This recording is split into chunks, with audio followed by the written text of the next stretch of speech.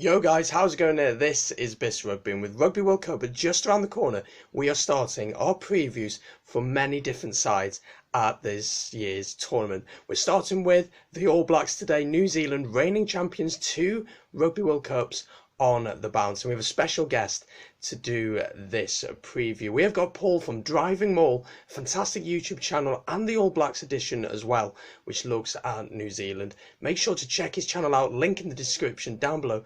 Give him a subscription, and also don't forget to subscribe to my channel Bis Rugby today to get 300 subscribers before the Rugby World Cup. That is our challenge, and with your help we can do it. Enjoy the preview, make sure to get involved in the comments, like and share and subscribe, and I'll see you on the next one. Over to you, Paul. Hello and welcome to the preview for New Zealand for the Rugby World Cup 2019, or the All Blacks as they are better known, let's be honest. Hi, I'm Paul, the guy behind Driving Maul, the YouTube channel, and also the All Blacks edition as well. So thank you very much, Brendan, for inviting me to be on his channel and to give you this preview. First off, let's have a quick look at how the All Blacks are running. Let's be honest, they are always come to this time of year as one of the favourites, if not the outstanding favourite. And again, they are the favourites, even if their run of games recently hasn't been quite so great. In 2018, they actually lost 2 games. Yes, 2 games out of 14. And that was like, wow, this is a bad year. So, which gives you a kind of idea, if you don't already know, as to the All Blacks. So yes, they lost to South Africa in New Zealand. That was a big thing. And then they lost to Ireland over in Dublin as well. This year hasn't kicked off so great. First off, they beat Argentina over in Argentina 2016 before drawing with South Africa this time in New Zealand 16-all. Then going over to Perth and losing to Australia 47-26. And that was a big wake-up call because what had happened coming into this season was that Steve Hansen said the first 2 games were all about getting everyone some game time and seeing all the players. But then the Bledisloe Cup, played for between the Wallabies and the All Blacks, were their 2 key games. So there was talk after that game in Australia that if Hansen then lost the game at Eden Park the following weekend, then even his job might be on the line. Well, let's be honest, it never really was. But that gives you an idea as to how rattled the New Zealand public were. They came back and beat Australia 36-0 at Eden Park. And that's obviously a comfortable victory there. Now, there were a couple of missed penalties by Australia, so just that 0 perhaps isn't entirely solid, but yet they definitely stopped Australia getting across the whitewash. So that was a big turn up for, a big reply and statement after their loss to Australia. But clearly, with those 2 losses last year, the draw to South Africa and then a loss to Australia, it does mean they have lost their #1 ranking in the World Rugby's rankings. So, and Wales are now #1 currently. So you can see that the pack has closed in on New Zealand. They've won the last 2 Rugby World Cups, but they're not tracking as well as they have been in previous years with those recent results.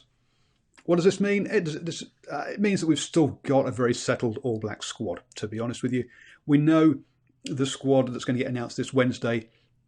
Well, 29 or 30 of the names out of it are pretty clear after those two Bledisloe Cup games. There's a couple of names out there that may be still up for grabs, but on the whole, we know what it's going to be. The main talking points around it have been playing styles. So should they try and fit in both Richard Mwanga and Beauden Barrett, their 2 fly halves, playing Richard Mwanga at 10 and Beauden Barrett at 15 as 2 playmaker option, appears to be the way that Hansen is trying to go. And one of the points that was made on the All Blacks edition last weekend is that we know the squad, but we might not know the 15 for the All Blacks, which is kind of a difference to where we've been in previous years, where we've known the 15, but there's been a few squad members who could come and go. Now we know the squad, but not necessarily the players. So that's one point. The other talking point has been around the number 6 jersey.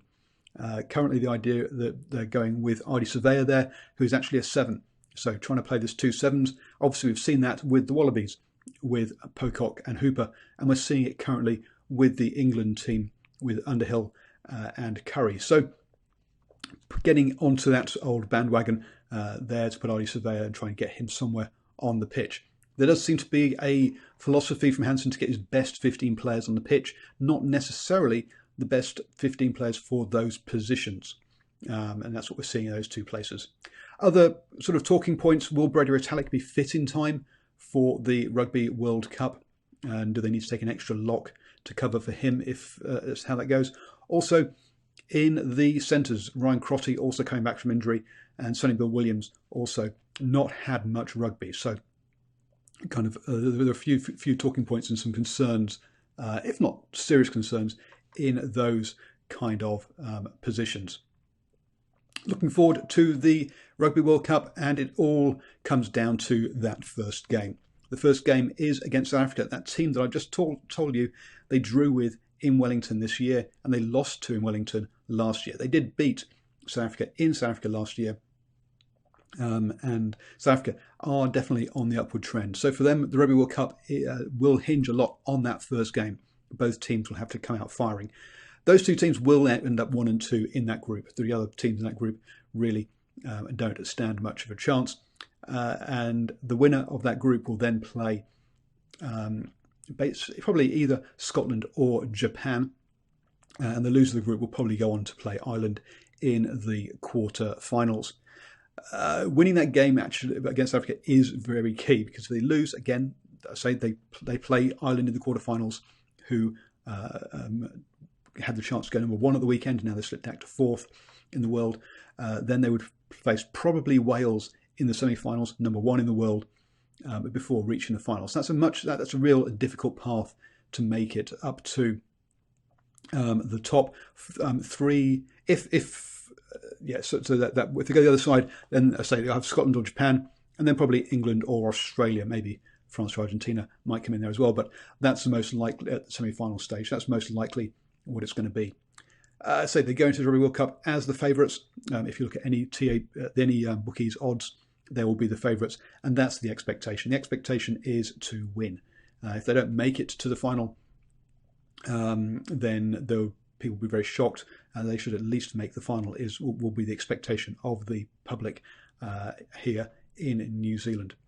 So there you go. There's your preview into the New Zealand or the All Blacks heading towards the Rugby World Cup. Do check out the Driving Maul YouTube channel where we have the Hash Rugby Chats live stream show, and also check out the All Blacks edition YouTube channel if you're into your All Blacks, where we do a live show once a week as well, talking about All Blacks. So check those out, and again, thank you very much for having me on the YouTube channel.